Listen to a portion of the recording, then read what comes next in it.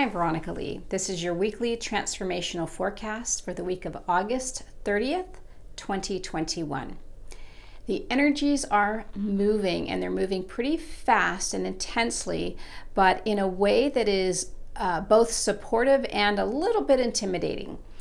A lot of things are opening up in terms of school starting, in terms of, obviously coming out of, let's say, the complete shutdown of things with the pandemic situation. And because of the new wave of the variant, things are a little bit unpredictable out there in terms of whether or not we are going to be sort of pushed back or whether it's going to be navigated a little bit more gracefully. So that's still up in the air clearly, but the move forward is really strong. So what I'm seeing is that if there is sort of a pushback or, please, refrain from going out in public kinds of things, it's going to be a lot harder to stop that wave.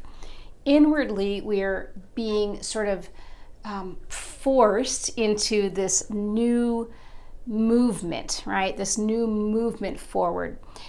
What I'm seeing is that these are energies of things we've wanted to change for a long time, but may not have had the right timing or, whatever the situation might be. There's a little bit of, let's say, a pushback. I've been talking about this pushback recently where there's this desire and pushing and wanting to move forward, but then there's that pushback of not quite being ready.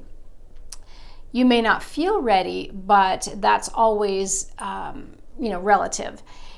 The readiness is really an inner readiness. And I've been talking also about developing this inner strength, that a lot of what's been, going on with us, a lot of that other opposition energy that's forcing us to forge this inner strength is really going to help serve us in this next phase. Now, the next phase that I'm seeing that we're moving into is kind of a chunk of one. It's an unfoldment, not just like, oh, things are shifting, here we are, but more or less an unfoldment into more of what we're wanting. But what's really important is to stay connected to that inner core, that inner strength, and to recognize where it's coming from. And where it's coming from is your power that you were inherently born with, right? So you can call it your soul power. You can call it your, self-empowerment. The problem I have with the word self-empowerment in the sense of willing ourselves through something and having to have this real external forces that force discipline upon us, or that we just push through.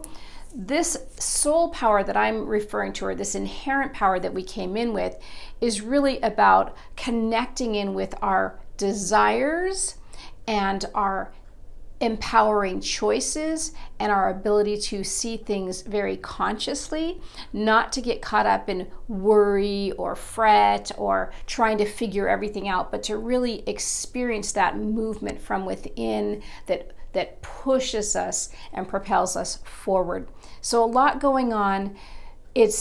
A lot of it is around this inner force, and it's going to serve us, but we have to make sure we continue to nourish it, to recognize it, and not ignore it. Because when we start to ignore, or when we continue to ignore the things that are trying to unfold within us, then they become, dis-ease, right?